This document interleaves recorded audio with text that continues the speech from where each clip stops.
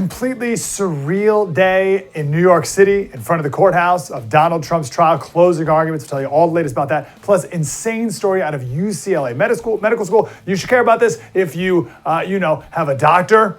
Give it the latest with the economy. Can anything that Biden do turn this around before it's time to vote? Also, the latest with Klaus Schwab stepping down from the World Economic Forum, but he's not really going anywhere. That's all coming up next right here on I'm Right with Jesse Kelly.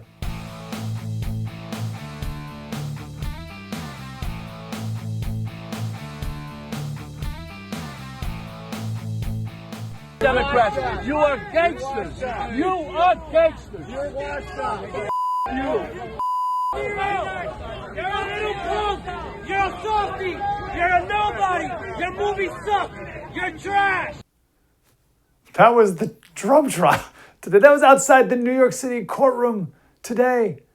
I'm Mike Slater filling in for Jesse Kelly. Oh, is that the clip? This clip right here. Look at him. There's Robert De Niro rolling up in his COVID mask as well. We can just stop all analysis from him right at that moment right there. I'm Mike Slater filling in for Jesse Kelly today. I host Breitbart News Daily on SiriusXM Patriot. We simulcast the show right here on the First TV every morning. So we'll see you bright and early tomorrow morning at 7 o'clock where we will talk in more detail about all this as well. But surreal day at the Trump trial in New York City. Very bizarre. Joe Biden's team has distanced themselves from this Trump trial, which I think is a wise move for them, until today, when they sent out Robert De Niro and 2 Capitol Hill police officers. Here's another clip of the press conference they gave. First of all, let me say this first and foremost. We're not here today because of what's going on over there. We're here today because you all are here. And so we are glad that you're all here this morning. We're here primarily because of the threat that Donald Trump poses to the United States of America and to our democracy. Do you consider Trump a threat to all these wars Biden has gotten us into? Any media questions? Is this a weaponization of the Justice Department, sir? Any media questions? You want to answer the real questions, only the fake news? But this city is pretty accommodating. We make room for clowns. We have them all over the city. People who do crazy things in the street, we tolerate it. It's part of the city, it's part of the culture, but not a person like Trump who will eventually run the country. That does not work, and we all know that. Anyway, we make room for clowns, to each his own. But no one takes him or took him really seriously. They take him seriously now, of course. And that's why I've joined the Biden-Harris campaign, because the only way to preserve our freedoms and hold on to our humanity is to vote for Joe Biden for president. Really. We don't have a choice. Robert De Niro is a lunatic. He's like Keith Olbermann, totally obsessed TDS guy. So here's how all you need to know about how this happened. Polls are awful for Joe Biden right now. The Politico had an article, Dems in full-blown freakout over Biden. So this is the sign of a campaign that is in, as Trump would say, total freefall.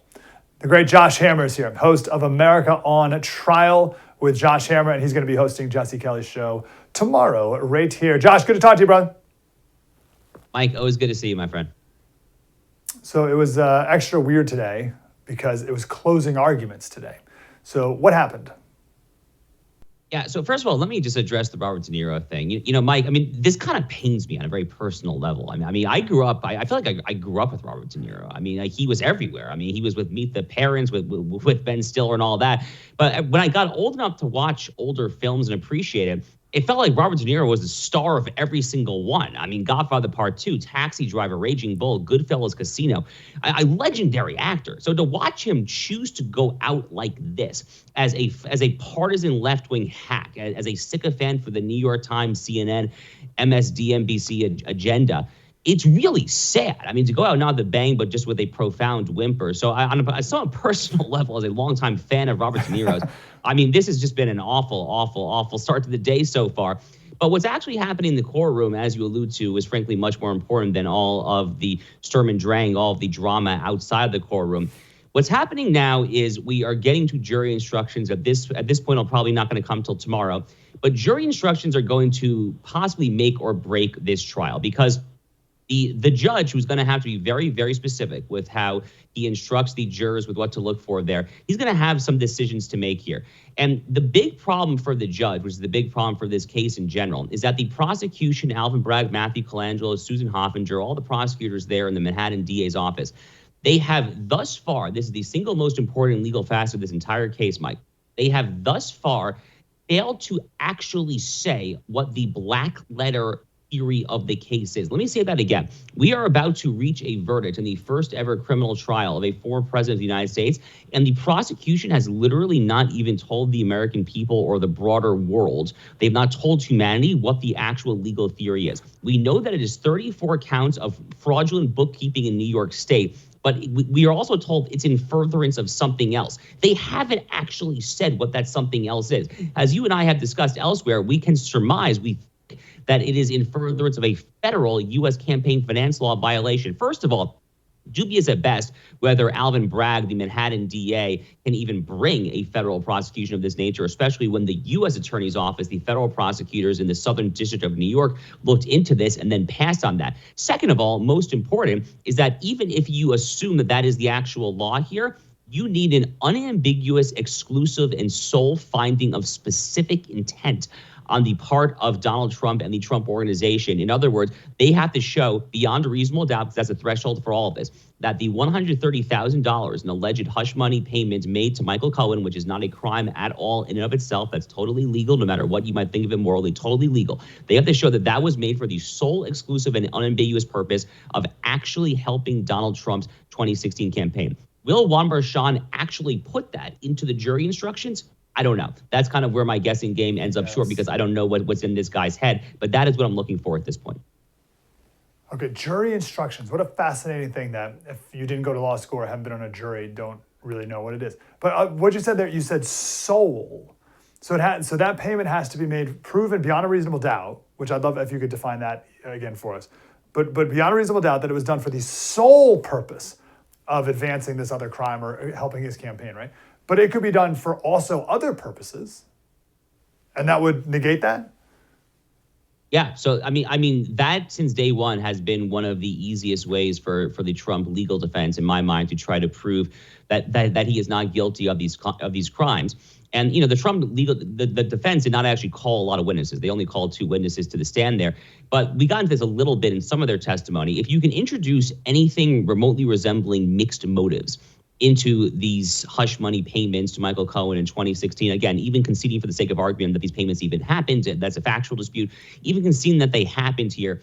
If you can introduce any mixed motives into why Donald Trump and the Trump organization felt the need to make these payments, the prosecution's case is over. It's donezo. So in other words, you can show that maybe Donald Trump wanted to make these payments to try to hide his son, Barron Trump, to try to prevent him from being bullied in middle school or something like that. If you can introduce any kind of evidence that would demonstrate that, I don't know, a very reasonable thing, like maybe Donald Trump wanted to protect his marriage with Melania. He didn't want Melania to kind of hear all this salacious stuff from Karen McDougal and Stormy Daniels. If they can introduce that, then the prosecution's case fails. But it's also this beyond a reasonable doubt threshold, which is a very, very high criminal threshold. And this notion that in a criminal case that you have to really, really, really show beyond a reasonable doubt that the guy is guilty, that goes way, way back to the English common law. I'll whip out a good quote for you, Slater. So there's a great English common lawyer by the name of Sir William Blackstone. He was alive in the 18th century.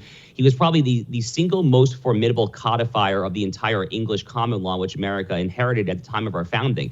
And in his most famous work, his 1775 Commentaries on the Laws of England, Blackstone famously said that it is better to let 100 guilty men walk scot-free than to put one innocent person behind bars. That is kind of the best way to think about beyond a reasonable doubt. That notion right there is codified into our law.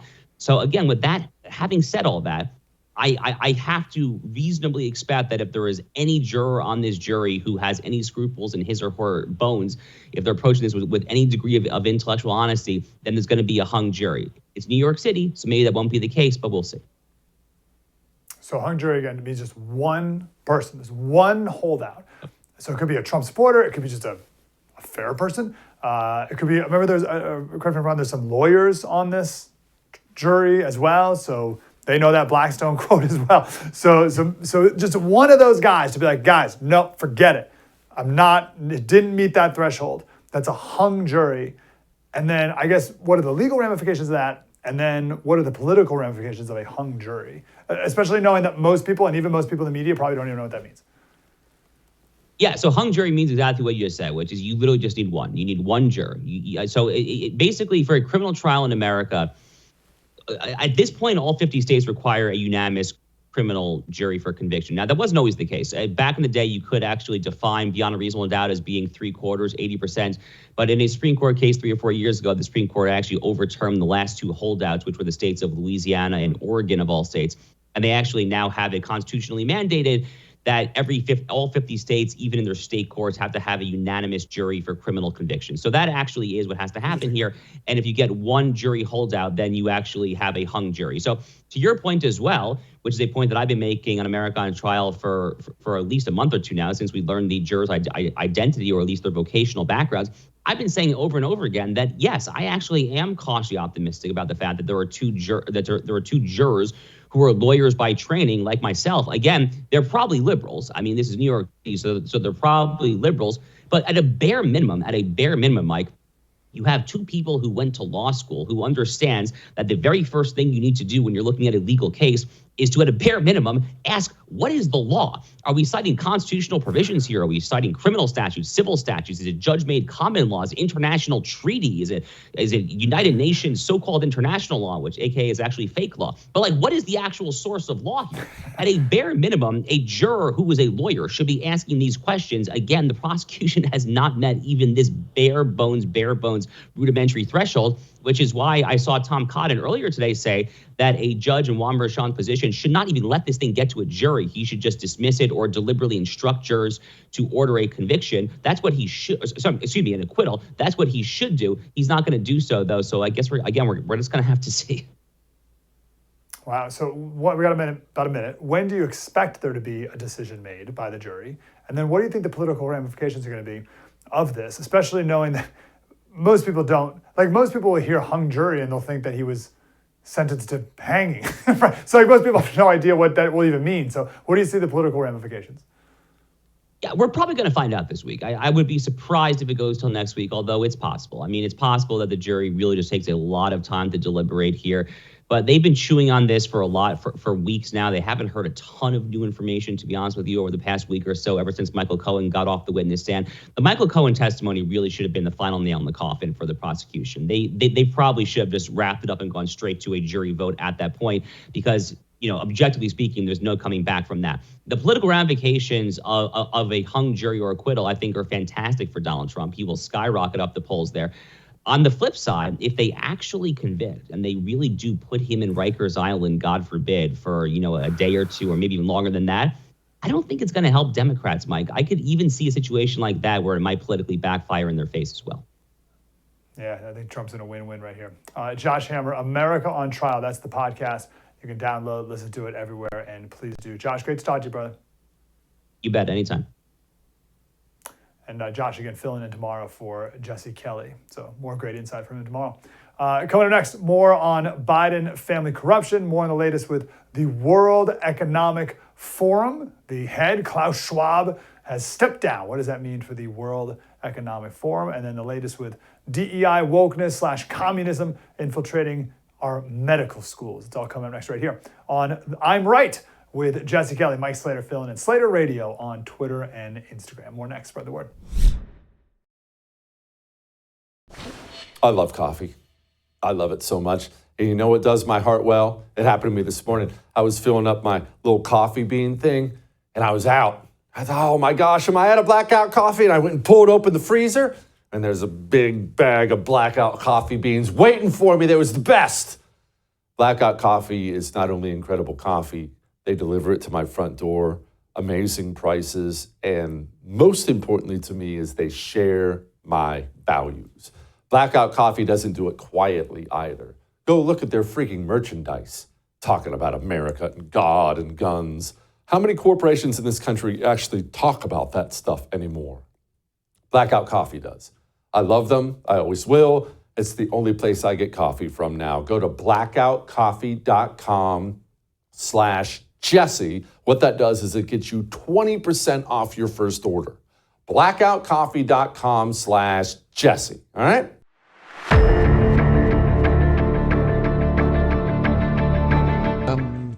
What we are very proud of now, the young generation, like Prime Minister Trudeau, President of Argentina, and so on, that we penetrate the cabinets.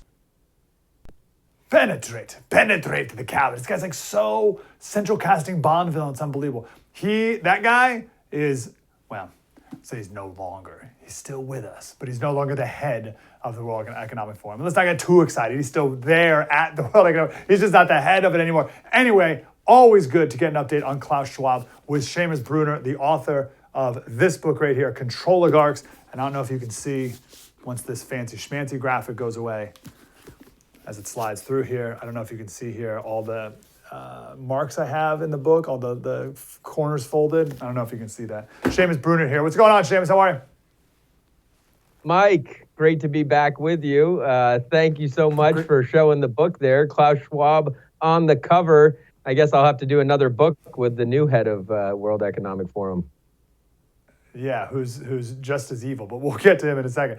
So one of your chapters, of course, so we got the big guys. We got Soros, we got Zuckerberg, Gates, Bezos, and Klaus. What do we need to know about Klaus? And what's he doing now?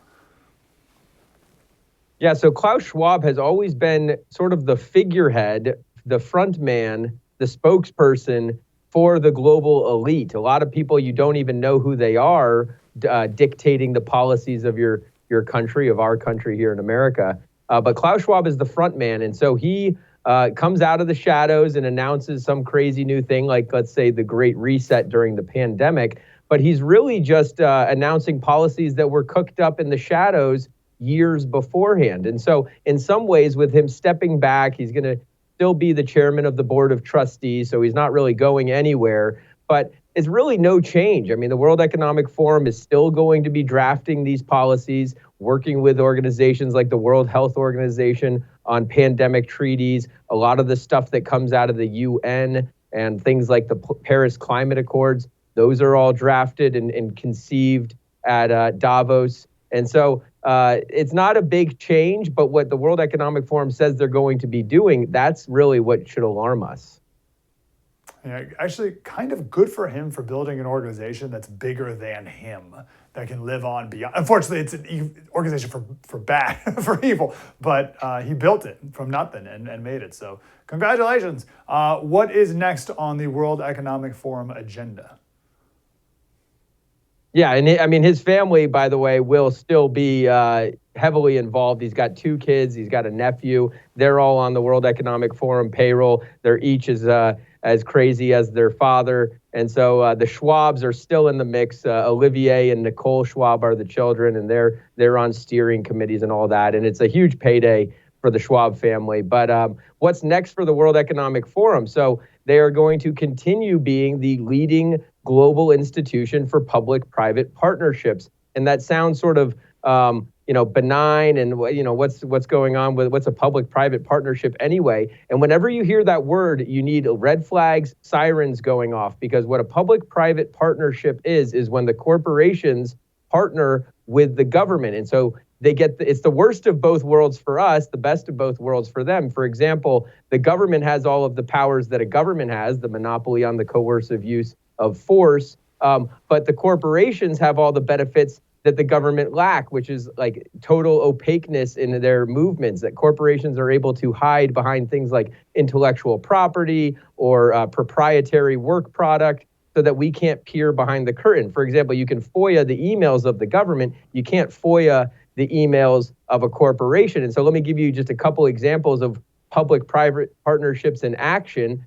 Big tech censorship. The government isn't allowed to infringe on your First Amendment rights, but the tech platforms, because they're a business, and the left always comes at you like, don't you support a business's right to choose who they do business with? Therefore, Facebook is allowed to censor you. All of the other big tech platforms are allowed to censor you. And the government can't censor you, but what they can do is shoot an email over to Facebook and say, hey, take these accounts offline. So that's an example of a public-private partnership. Another example is the pandemic response. The government isn't always able to completely lock you down and completely infringe on all of your basic human rights, but all of the businesses in partnership with the government said, well, unless you get the vaccine, you're not allowed to come to our restaurant. You're not allowed to work for our company. And all the left suddenly fell in love with corporations after hating them since forever and said, yeah, it's the business's right to force you to take the jab. And so that's another example. So these public-private partnerships,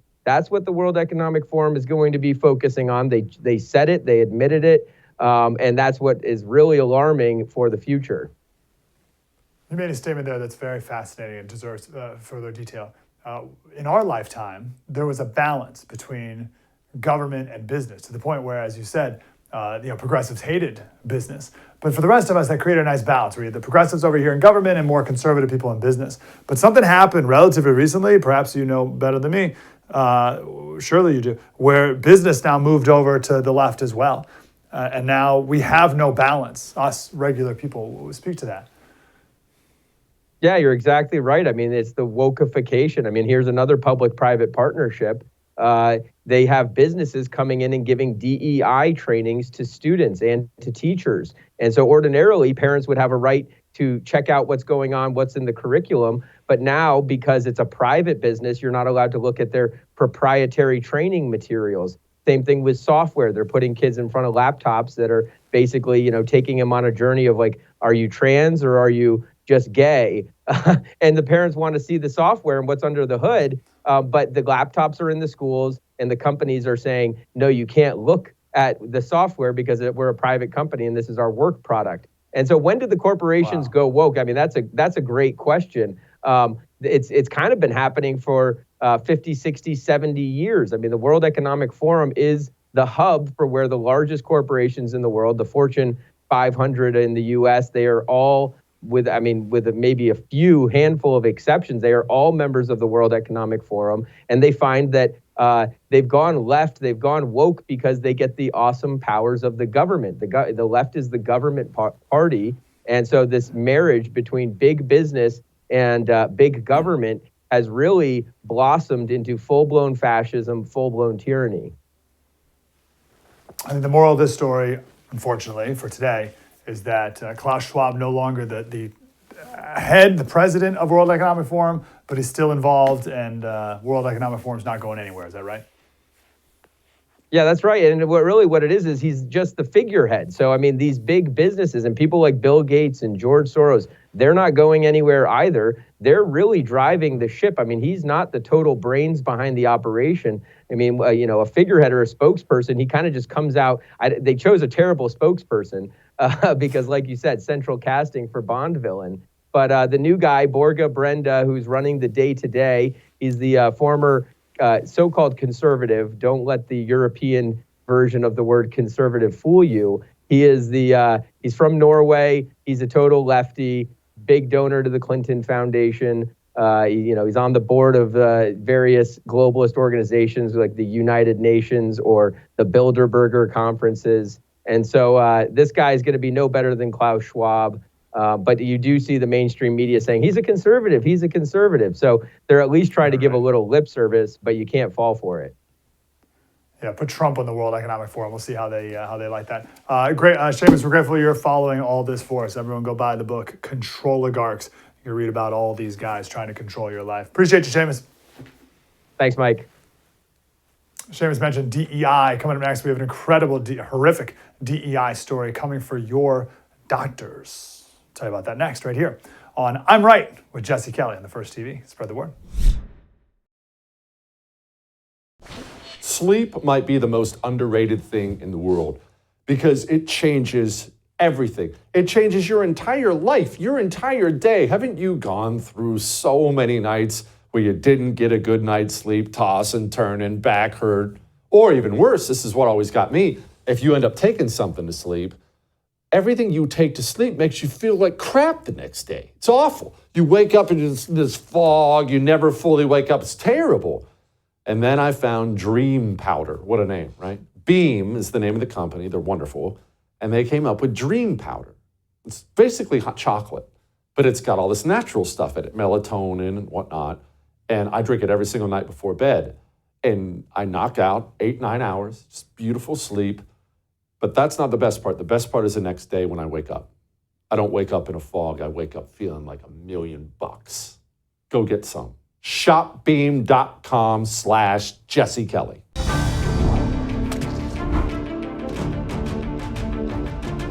Hey, welcome back to I'm Right with Jesse Kelly. I, of course, am not Jesse Kelly. I'm Mike Slater filling in for Jesse. Today, I host Breitbart News Daily, which we simulcast right here on the First TV every weekday morning from 7 to 9. So join us bright and early tomorrow morning. One thing Jesse is honestly the best at is not getting distracted by what the media is telling you to focus on. But instead, he's excellent. He's always looking at the things that directly affect your life, the things that are most important. And there are a few things I would argue that are more directly important than your doctor. If you're on the medical operating table, that's supremely important. Have you heard about what's going on at UCLA Medical School? UCLA Med School used to be one of the best med schools in the country. But this is what communists do. They infiltrate and destroy. I've made the argument that woke people actually have a better sense of what's good, beautiful, and true than the average person because they need to seek out what is good, beautiful, and true in order to destroy it. Regular people may not realize what is good, beautiful, and true and what's essential, and they take these things for granted. But the woke, they see these things, and they hate them, and they infiltrate them, and they take them over, and they use them for power for as long as they can, and then they ultimately destroy them. Wokeness is a disease. It should be something that they teach how to treat and cure at med school, not something that spreads in med school. But anyway, UCLA Med School, they get 13,000 applications a year. Last year, they accepted 173 students. That's a 1.3% acceptance rate. I share that because they could accept the best, but they don't. Back in 2021, there was a black applicant whose grades and test scores were far below the UCLA average. But the dean of the admissions department, when the committee rejected that applicant, because obviously, the dean said, "Did you not know that African-American women are dying at a higher rate than everybody else? We need people like this in this medical school. We need more black doctors, even if it means accepting unqualified black doctors." Affirmative action is illegal in California. It's one of the few conservative things that still exist in California. Actually, there was a vote in 2020 to allow affirmative action, and it got voted down 57-42 by the people of California. It's illegal, affirmative action, but they get around it. They still do it at UCLA Med School. And there's been some whistleblowers. There's a report by the Free Beacon, the Washington Free Beacon. Race-based admissions have turned UCLA into a failed medical school. That's from one of the former members of the admissions committee who said, "We want racial diversity so badly, we're willing to cut corners to get it." They talked with 8 professors at the med school, other UCLA officials. How bad does it have to be for these otherwise progressive people at UCLA Med School to come forward and speak out against what's happening at their school? How bad must it be? In some of the groups that this dean of the medical school admissions department has admitted, more than 50% of students failed standardized tests on emergency medicine, family medicine, internal medicine, and pediatrics. More than 50%. One professor said that a student in the operating room could not identify a major artery, and then, a classic woke victim mentality, berated the professor for putting her on the spot. Insert Jesse Kelly joke about putting her on the spot. Another professor said that students at the end of their clinical rotations don't know basic lab tests, and in some cases are unable to present patients.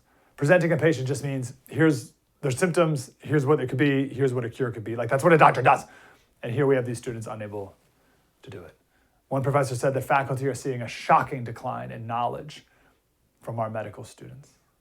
And of course, the double standard, right? All the normal criteria for getting into medical school, one professor said, or one admissions officer said, only apply to people of certain races. For other people, those criteria are disregarded.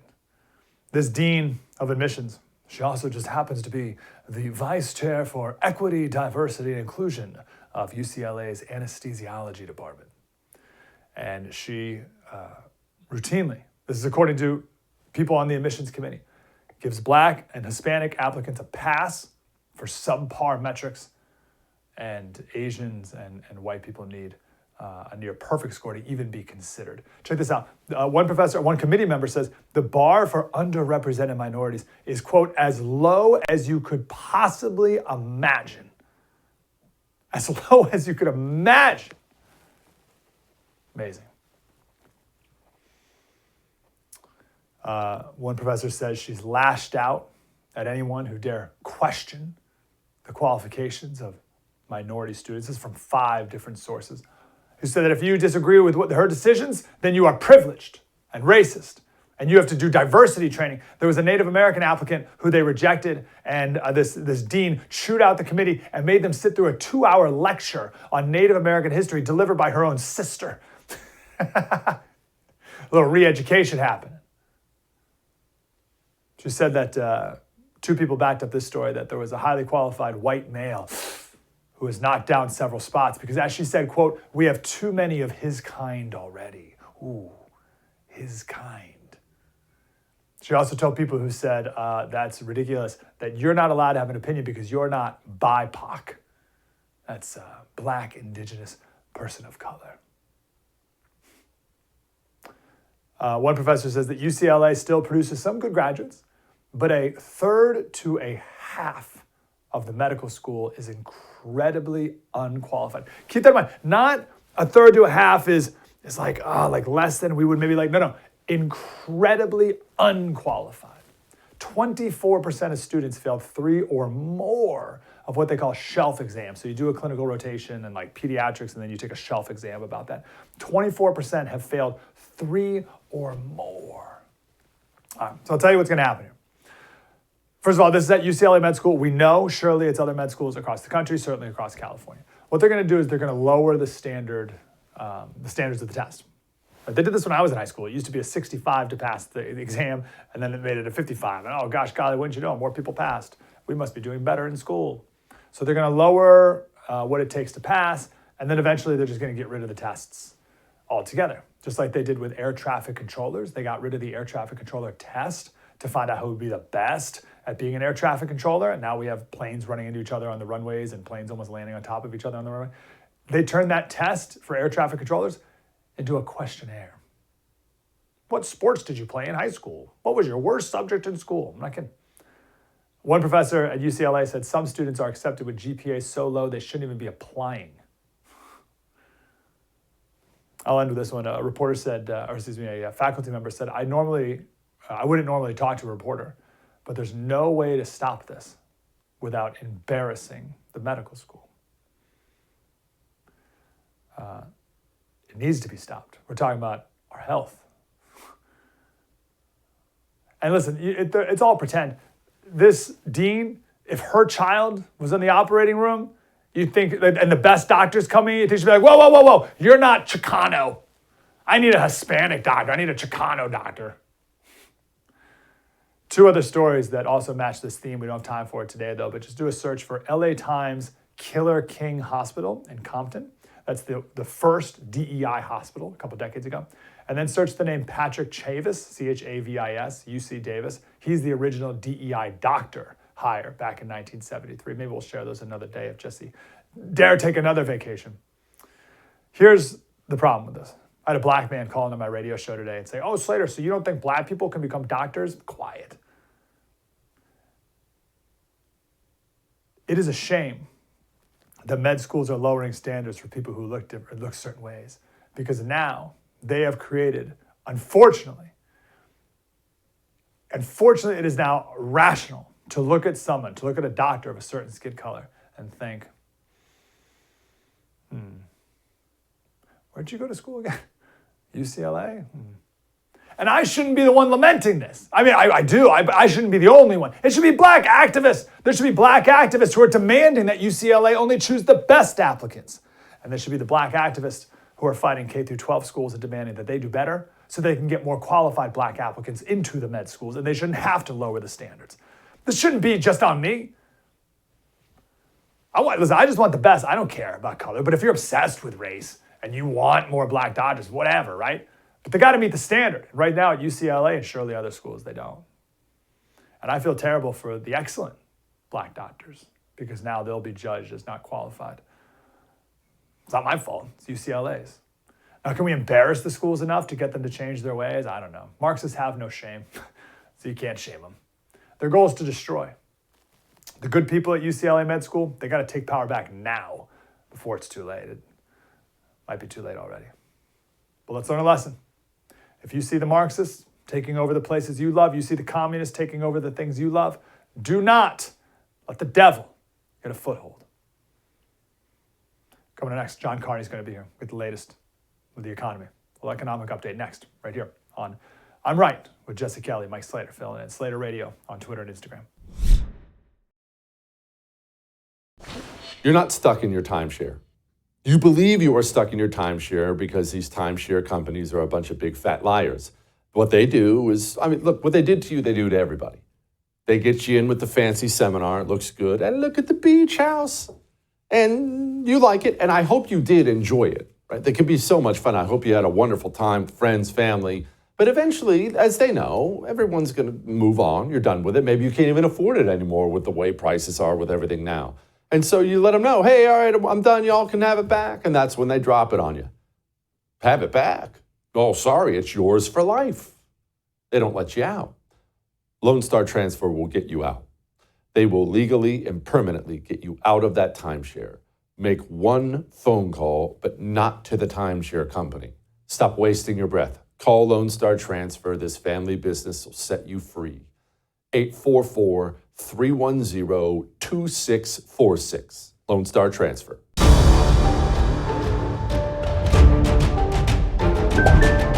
Hey, welcome back to I'm Right with Jesse Kelly. I am Mike Slater, filling in for Jesse. I host Breitbart News Daily every weekday morning, and we simulcast 7 to 9 right here on the First TV. So we'll see you again bright and early tomorrow morning. So we started off the show talking about what's happening at the courthouse in New York, and they're in full-blown panic mode, as we've been talking about. Things are so bad for the Biden campaign that Politico just threw out an article with the headline, Dems are in full-blown freak-out over Biden.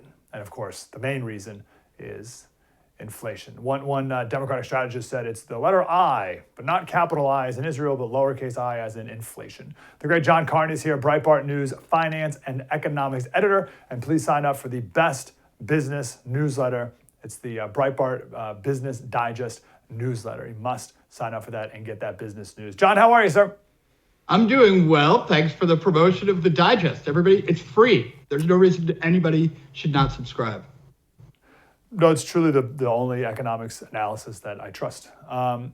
Here's my question for you, the main one. I like talking to you mostly just about the economy for the economy's sake, but let's talk about the economy for politics' sake. Is there anything that can change in the next 5 months? And is there anything that Biden can do in the next 5 months here to make people forget how bad it is or think how good it is? No, not really. He's going to try to pour about $1 trillion into the economy, money that was appropriated and has not yet been spent. He is going to try to push that into the economy as fast as he can before the end of the year. But it's not going to change people's impressions of the economy. Things are pretty much set. Once you get to Memorial Day, people's view of what's happening in the economy is locked down. And what they know is that inflation has been very, very high. Home prices are way out of reach. You can't buy a home because the combination of really high prices and really high mortgage rates, and people are very upset about this. They are not going to suddenly get over that. Even if we got better inflation numbers between now and the end of the year, which I don't think will happen, even if that were to happen, I think it's too late to change people's impression that Biden basically really mismanaged this economy. Is it cliche or true to say that it's the grocery store? Man, you go to the grocery store, it's hundreds of dollars. We got 4 kids, 6 of us, but it's hundreds of dollars every time we go. It's insane. Is that the biggest hurt? Yeah, absolutely. That is one of the most salient prices in everybody's lives for a few reasons. One, because furniture prices go up, car prices go up, but how often do you buy a couch? You buy groceries every week. The other thing is they're very transparent. when you go into the grocery store, the prices are all over the place. You see them, and so you notice, oh, that's a lot different than it used to be just a couple years ago. The other thing is that grocery prices went up a lot. It wasn't just like they went up 10%. Over the last couple of years, they're up over around 21%. That's a huge increase. That's the kind of increase you'd expect to see over 10 years, not just 3 years. So people are reeling from that kind of inflation, and it leaves them less money to spend on things like family vacations, fun, summertime. Nope, it's all going in the grocery store. So Biden's rebuttal to that is it's corporate greed. Shrinkflation and corporate greed. Is that going anywhere? Yeah, so suddenly, the theory here is that suddenly all these companies, they didn't used to be greedy. Under Donald Trump, I guess, no greed at all, right? Even under Obama, no greed. George Bush, no greed. Biden gets elected president, and suddenly, all at once, they become greedy. That's a crazy theory. And if it were true, it would mean we should vote Biden out because he's doing something that drove people crazy with greed. Of course, it's not true. Prices are up because they pumped too much money into the economy. If corporations could just raise prices whenever they got greedy, we would have already had maximum prices. So Biden, when he's lying to people, and I think people sense that, they know when he says, oh, it's greed that caused this, that greed is as old as humanity. There's no explosion of greed that happened. It's not what's driving grocery prices. It's Biden's policies that drove inflation. That's really interesting too. The other thing he goes to all the time, and we'll see if he does it again, is like the junk fees. California just passed that bill. They got rid of all junk fees.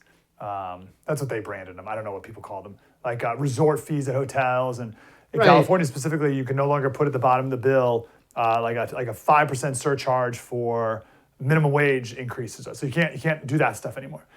And that's we hate those things. And like when you go to Ticketmaster, like Ticketmaster's criminal in my book. But I mean, like, does that move the needle at all?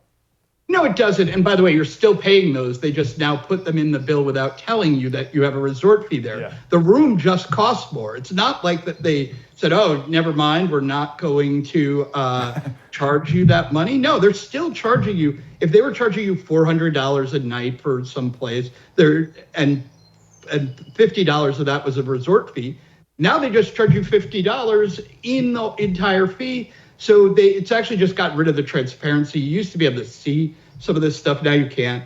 It doesn't make a difference. It's not going to lower anybody's prices. What's really happened, and look, they switched it. They started calling it junk fees because when they tested resort fees, that sounded like something just rich people had to pay. And so they said, oh, let's not talk about resort fees. Let's call them junk fees. Everybody's against them. But again, it doesn't actually lower the cost for any of us. Oh, I'm so glad you said that, because as I said junk fees out loud, I was like, wait a second, that sounds like that sounds like I'm buying a party line or something. I haven't really thought about where that word came from. And hotels definitely didn't call them junk fees when you got your bill. They weren't like, oh yeah, these are junk fees right here. Yeah. Great point. I got about 1 minute left. What's the latest with the Fed and what they're up to, what they can do moving forward here with rates? Right, so the Fed is just not going to raise rates this year at all. It looked like they may have 1 or 2 raises. Most people on Wall Street still think they might cut rates at least once, but there will be no cuts this year. That's what Breitbart's position is. You can read it in Breitbart Business Digest. We'll explain to you exactly why the Fed may want to cut rates, but they're just not going to have the opportunity because inflation is going to stay too hot through the end of the year. Yeah, that's right. John Carney, Breitbart News, Finance and Economics Editor. It's the Breitbart Business Digest newsletter. Where can people sign up for that, John? Just go to Breitbart, look at the news. There's a little tag that says newsletters. Click on that, sign up. It's free. We have a bunch of other newsletters. You can subscribe to those too. The Breitbart Business Digest comes out every day, and it gives you exactly what you need to know, not just about what happened, but why it happened and what's happening next. Yeah, that's it. John, great to talk to you, brother. Appreciate it. Thank you. We'll end on a light note. Coming up next right here on I'm Right with Jesse Kelly, Mike Slater filling in. Slater Radio on Twitter and Instagram.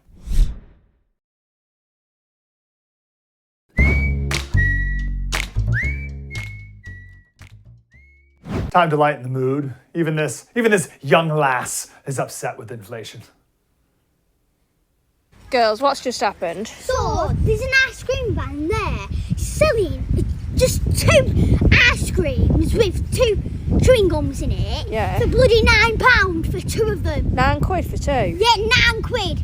That is going to get nowhere. The one that comes on my street is either £1 a p or £2. That is going to get nowhere with that. No, he ain't, is it? No, he ain't. That's well bad, isn't Yeah, you it? should know. And he only does bloody card. Stood there with my cash. Bloody hell. That's well bad, isn't it? Bloody well bad. Yeah. Yeah, bet he can hear me. I had to listen to it 10 times to figure out exactly what she was saying. I think my favorite line is, he's not going to get anywhere with that. I also decided I'm going to start using the adjective bloody more often. Every time I go to the grocery store, bloody how much for bloody oatmeal? Bloody Quaker oatmeal. Crikey! That's done. That's Aussie. I'll keep the British accent to Jesse. Does Jesse have a good British accent? Bloody Josh Hammer filling in tomorrow. Filling in for bloody Jesse Kelly. I'll see you tomorrow at 7 a.m. right here on the First TV for Breitbart News Daily. Bloody hell!